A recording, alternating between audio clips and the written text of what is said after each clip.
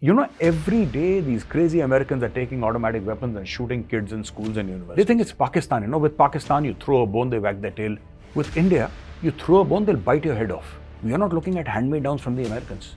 We're giving you cold cash. Do not trust the United States of America. They will say no when you're at war with the Chinese. And as I mentioned earlier, the war with the Chinese is coming. India will fight with the People's Republic of China.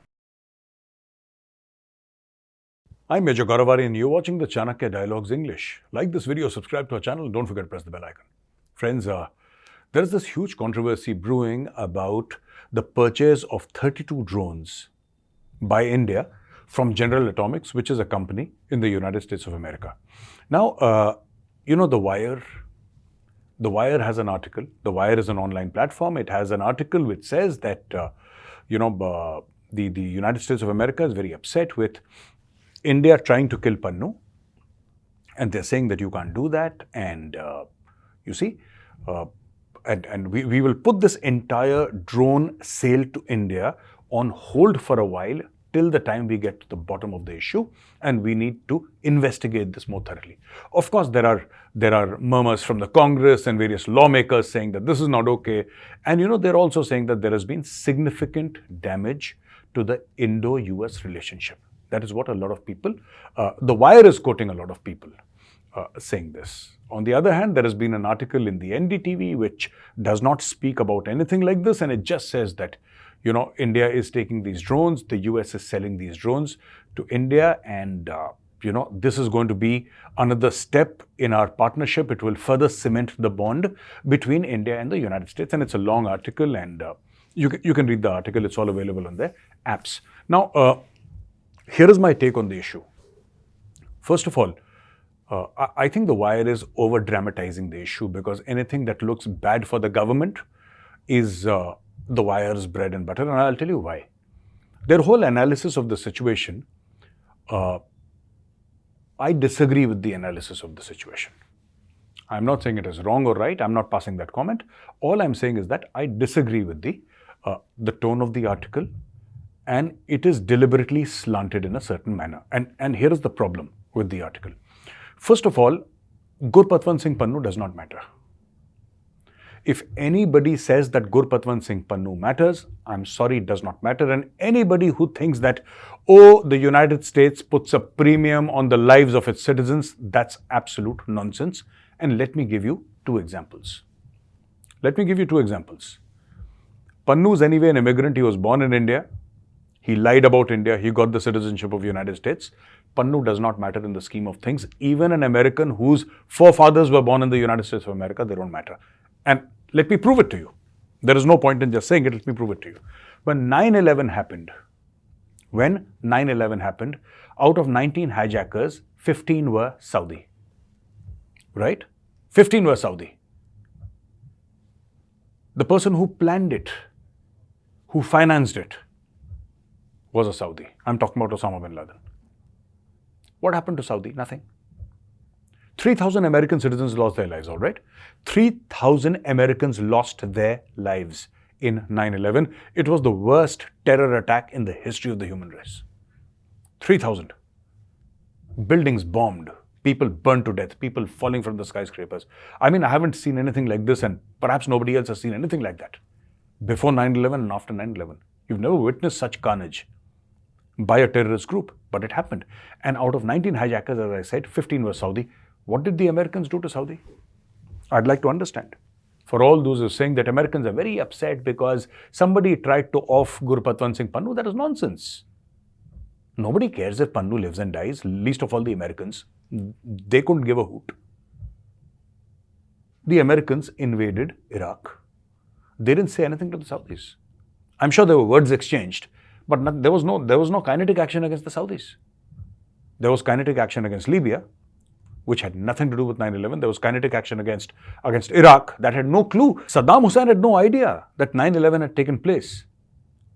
Until the time he actually saw it on television, he had no clue.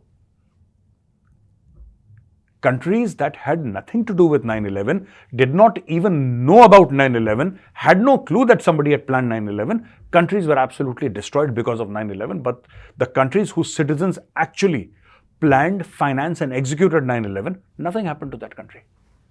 Zero. So when it is a question of American interests, America will either turn its face away or America will make a mountain out of a molehill. Now, this whole thing that money was paid, $100,000 to kill Pannu, and this was paid to an FBI agent, investigation is going on, and whatever comes out, comes out. I do not think anything like that happened. It's not difficult. If Pannu is living in New York, every day these crazy Americans are taking automatic weapons and shooting kids in schools and universities. Yeah. How difficult is it to kill somebody in New York? Or for that matter, any city in America? America has got the maximum gun crimes anywhere in the world. Every American owns at an average around 4 weapons. Yeah, they own 4 weapons. Every American. Peace-loving Americans own weapons. Home defense. Mafia is running amok in New York City. How difficult is it? If you want to kill a guy, I'm not saying somebody should kill a person. No, absolutely not. I'm not going there. All I'm saying is that how difficult is it in America? Now, coming back to the point of what I was trying to make here, see, let us say, now there are 2 scenarios, and I'm not here to discuss, whether America is doing it or not doing it, whether America will finally sell the drones to India or not. There are 2-3 things. Let's be extremely clear about it, and I'll give you my point of view also. Number 1, if America is selling drones to India, it is also in America's best interest to sell the drones to India. Because India is going to use the drones against the Chinese. And the Americans do not have the stomach for a fight with the Chinese. It is the Indians who will have to face off with the Chinese. And Indians have done it in the past a few times, and we are happy to do it in the future. When we talk about America and China, America's interests are at stake. American sovereignty is not at stake. American land is not at stake. In our case, it's different. It's not about interest. It's about sovereignty. Our fight with the Chinese is totally different. And if America thinks that they can use this to get an aggressive posture against the Chinese from the Indians, it's not going to happen. We will deal with the Chinese as we deem fit. We are not Pakistan. We cannot be dictated to. Today we have money, but 30 years back, 40 years back, when we did not have the money, even then, when we were a poor country, when people were dying of hunger, where farmers were committing suicide, even then we did not take dictation. Let any American say, or let anybody from Russia say that, hey, India took dictation in the 60s or in the 70s or in the 80s. No, absolutely not. We will not take dictation. We will sleep hungry. We will not take dictation. The Americans should know that. That is number 1. Number 2, I think it is good if America refuses to give India the drones. I think it is good. Because necessity is the mother of invention. This whole Atmanirbhar Bharat thing, it will receive a massive steroid boost. Because we know we need drones. I mean, what is the point of saying that, hey, the CEO of Google is an Indian, the CEO of Alphabet or whatever it is called, I don't know the company, is an Indian, and there are so many Indians in NASA and 45 companies, top companies in the US, they're tech companies, their CEOs are Indians and all that. IITs are ruling the world. Yeah, sure. But if we have such world-class talent, why not make in India? Because it's far easier to write a check. That was what was happening for the past 50, 60 years in India. It's only now that Atmanirbhar Bharat is in full steam. And we are saying make in India, make in India, make in India. And I hope this drone deal does not come through. Because enough is enough, yeah. Enough is enough. What are you giving us? I'm asking the United States of America, what in God's name are you giving us? We are buying everything from you. We are buying it. We are not Pakistan. We don't ask for things. There is a certain price. We agree on a certain price. We pay you the money. You give us the drones. And if you don't want to do that, we'll make our own. I mean, it's okay to quote Satya Nadella and Sundar Pichai and all that, but those guys are Indians, right? They're born in India, right? And if our engineering colleges can produce a Satya Nadella, if they can produce a Sundar Pichai, why in God's name can't they produce a drone? Of course they can. And the guy who makes that drone, by the way, his name is Vivek Lal, he's also an Indian, yeah? The CEO of General Atomics, the guys who make those Reapers and Predators and Sea Guardians, General Atomics, that guy is Vivek Lal, he's an Indian. Why? You should be able to make those drones in India. And enough with America saying that we will not give this and you do this, otherwise we will not give, don't give. Don't give. We will make our own ecosystem, and I'm telling you, everybody, I feel very passionately about this. Yeah, I feel very, very passionately about this. As an Indian, it hurts me deeply, not because America is saying yes to drones or no to drones. What hurts me deeply is that America would assume that we are like Pakistan. How can it's criminal to assume like we are like Pakistan. It's criminal to assume. We are not Pakistan, we're India. And to hell with you. We will make our own and we'll make them better than you. Because the guys who make them for you are Indians. The guys who run your companies are Indians. And they were Indians born in India, trained in India. They have middle class values, those guys. Their parents are Indians. They studied in Indian engineering colleges. We have the brains within us and we have the setup inside us, inside our country, inside our colleges, our various engineering colleges, including the IIT, to make a 6th generation fighter aircraft. Now, what you need to do in this case, and I think the Modi government is going in the right direction, but I think if we go a little faster, it will be better. Get the government out of all this. And that is what the Vijay Raghavan committee also said about DRDO. DRDO must be a massive laboratory. Research and development, that's it, nothing else. Nothing else. Get the private enterprises, there are Tatas and there is L&T, there is Bajaj, there is Mahindra and Mahindra, there is Reliance, there is the Adani Group. We have an unlimited supply or unlimited list of companies, and that entire supply chain is not a problem. Is not a problem for India. So today, Wire has every right to write an article and present their point of view, and NDTV has got their own right to say whatever they wish to say. But all I want to bring to your notice, ladies and gentlemen, here is that, you see, if we buy 32 drones from the US, and I'm sure there are world-class drones, I know them to be world-class drones, right? But the thing here is that then there will be this desire to buy more drones because there are good drones, and you want more, and you want more, and you want more. And in the end, you'll end up buying 100 drones. And today, America is dithering. It has not said no, like the Wire says. America has not said no, but it's very possible that America will say no tomorrow. It is very possible that America will say no. And it's very possible that America will say no when you need the drones operationally the most. Do not trust the United States of America. They will say no when you're at war with the Chinese. And as I mentioned earlier, the war with the Chinese is coming. India will fight with the People's Republic of China. It is going to be a war. It's going to be fought in the Himalayas, and it's going to be fought in the ocean. It's going to be fought in the ocean. It's going to be fought for territory. It's going to be fought for sea lanes, for trade routes, for influence. This war is going to happen. Whether it happens in the next 1 week or the next 1 decade, I do not know. But India and China will go to war. In my lifetime, they will go to war. And for that day, you must be prepared. You cannot depend upon US technology. The US has betrayed every single ally. It is currently in a mood to betray Israel also. They keep on telling the Israelis that, there should be a ceasefire, there should be a ceasefire, you should do this. They keep on pressurizing the Israelis. They keep on doing that. You cannot. And when I say the Americans, I do not mean the American public. I have a lot of respect for the American public. I have a lot of respect for the American Constitution, the American way of life, their freedom. I have every respect for that. I do not trust the American government. And no self-respecting American trusts the American government. Even the Americans, I know so many of them, they don't trust their own government.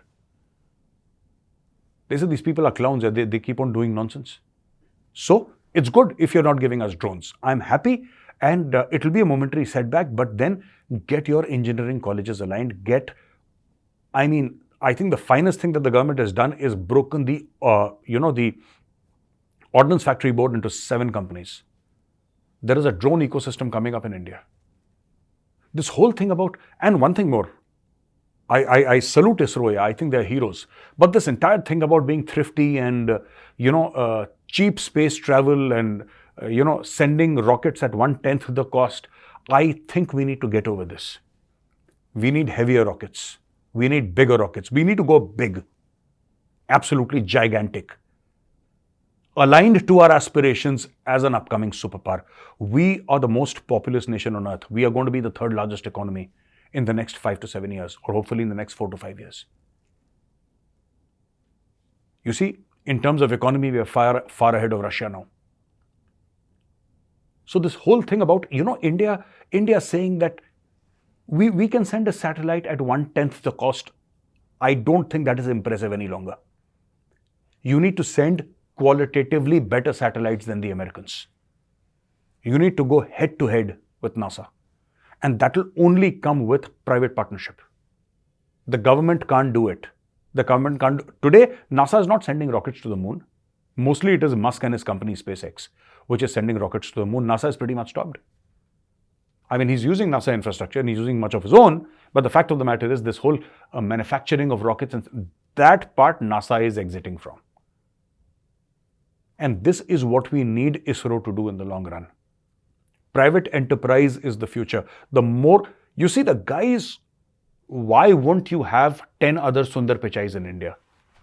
Why won't you have 10 other Satya Nadellas or Indra Nuis in India? Why won't you have it? They're born in India, they're Indians. They're like you and me. I mean, more competent, more intelligent, more hardworking maybe, more of visionaries maybe, of course. But they're Indians like you and me. And they can certainly do it. So this entire thing about US not giving India drones, or that conversation which is happening, Wire is saying they're not giving it, NDTV, they're giving it. Today, I'm saying that I wish what Wire is saying comes out to be correct. I wish it comes out to be correct, because enough of this American nonsense, enough of America. You know what America is doing? Pannu is useless. Okay? What America is doing is trying the carrot and stick with India. It does not understand it. Actually, the Americans have been working with the Pakistanis for the past 50, 60, 70 years. Or at least 60 years. They've been working with the Pakistanis. They've got so used to the Pakistani way of life that you throw a bone and Pakistan will wag its tail. This is India. The Americans have got so used to working with Pakistan for the past 40, 50, 60 years that they fail to realize that this is India. They think it's Pakistan. With Pakistan, you throw a bone, they wag their tail. With India, you throw a bone, they'll bite your head off. You should know who you're dealing with and then deal with those people accordingly. We are not looking at hand-me-downs from the Americans. We're giving you cold cash. We're giving you dollars. And if you do not want to sell, I think it's good. I hope you do not sell those drones to India. I hope the US does not sell military equipment. Yeah. One thing on record, they make the finest military equipment in the world. On record, the Americans make the finest military equipment in the world. There is nobody even close to the Americans. But we must understand something. The Americans are unreliable. The Americans will let you down. It is better to have your own capability. It is better to have your own factories, your own research and development, your own companies doing it. Companies which trade on the Indian Stock Exchange. Companies which are Indian, which have Indian ownership. Those countries. You think if you told Mahindra to make a drone, they will not be able to make a drone? If you told the Tatas or Adanis or any one of these big houses that they won't be able to manufacture a drone? Of course. Big deal. They're already doing it. All they need to do is go big. That's what I want to tell the Indian companies. Go big. This thrifty engineering doesn't work anymore. Okay? Go big. Have massive drones. Have big drones. Drones with loitering capability of let us say, 35, 36 hours, 40 hours. 2 days, 48 hours. Right? Better technology. More weapon systems. People are already on the drawing board, trying to get a smaller version of the BrahMos. Get a smaller version of the BrahMos. Like you have a Predator with Hellfire missiles. Why can't you have a massive Indian drone with BrahMos missiles? Smaller, the size of a Hellfire, but a BrahMos nonetheless. In terms of speed, in terms of it being a smart attack missile. Go ahead, do that. And then strike terror in the heart of your enemies. You cannot strike terror in the heart of your enemies by borrowed stuff or borrowed technology. It has to be your own, which is why I say the future is Atmanirbhar. It is not about the American Congress saying, oh, let us revisit whether we want to give India drones. Hell with your drones. We don't want your drones. Get lost. With that, I come to the end of this video, ladies and gentlemen, and now we'll go to the question and answers. Partha P. He says, Tesla's Elon Musk was asked in 2018 about his views on hydrogen fuel, to which he said dumb hydrogen. Fast forward to today, Gadkari ji drives around in a Mirai, Japanese for future, and wants to convert all oil import into hydrogen exports. He says we are transitioning from wealth to waste towards waste to wealth. Is it achievable after oil lobby? There is electric lobby? There is no problem in lobbies as long as you are the lobby. You know why we feel bad about the oil lobby? Because we are not part of the oil lobby. But go and sit in an Arab nation, or go and sit in Russia, or go and sit in Iran or Venezuela. You love the oil lobby. If you're not rich, you'll hate the rich. The day you're rich, you'll not hate the rich. It's simple. So if there is a hydrogen lobby or electric lobby, and if India is the head of that lobby, I would love to be part of that lobby. Why not? Yeah. Ashish Bahuguna. Major Gaurav Arya, sir, thank you. Thank you, Ashish ji. I wanted to ask your thoughts about how India should deal with its neighbors as things stand today. Not only Maldives, but Nepal and Bangladesh are also beginning an anti-India outstand and closing their ties with India. See, I'll tell you, Ashish ji, what happens is that every country, you will never have a country that is 100% pro-India or 100% anti-India. You will never have it. So let's get rid of this mindset that there are people in who is saying India out in Bangladesh. Those are the Jamaat-e-Islami cadres. Those are the cadres who are left behind by Pakistan. They might be Bengali in speech, but they are Pakistanis. They are not even Bangladesh. The entire Jamaatul-Islami is corrupt. They are the worst of people in Bangladesh, Jamaatul-Islami. So they are the people who are fueling this movement, India out, India out. How does that matter? India out from where? We're doing business. We do business with every country in the world. Right? And then you mentioned about Nepal. Nothing about Nepal. There will always be lobbies. China will pay one party. India will be close to another party. That will always happen. You need to navigate these waters. There are no absolutes. It's not 0 or 1. Right? It's not a binary. It's all right. We'll manage it. Your second question is, also with China being in a state of decline, how they're still able to throw money at other countries and not look at stopping their deflation and grow job opportunities there. Hoping even more success for your channel. Thank you, Ashish. So Ashish, the thing is that, you see, Chinese economy is in decline, but it is China's, China has a lot of borrowing from banks inside China and even abroad. China is into massive, massive borrowing. And China's foreign debt and domestic debt is stratospheric. That is how China funds all these projects. Yeah. That's how they fund. Because they thought that it's like, your business is going on well and you say that I want to buy real estate for my company. And my business is so good that my business will fund the EMI and, one day finally I'll be the complete owner of this premises. That is what your assumption is, right? That's what you think when you buy a building. And suddenly you buy the building, everything happens, and then your business sinks. Then you borrow money because you have to keep on paying the EMI. That is what China is facing right now. And the last question is by Nagaraja Kalasa. Jai Hind Gaurav ji. Jai Hind Nagaraja ji. Apart from legal response, what the planning the Indian government about daily business, seditious activity in India? Any permanent solution? I don't know. You see, these things will always happen. They happen everywhere. Yeah. If they break the law, put them in jail. Yeah. File cases. You have to take the legal route. And there will be people. Sedition is something that keeps on happening, and anti-national activities will keep on happening. You have to come down with a hard hand wherever they are there, whatever they're trying to do, and make sure that while you do that, you follow the law. Because it is very important for people to have faith in the law. Any shortcut in the long term does not work out.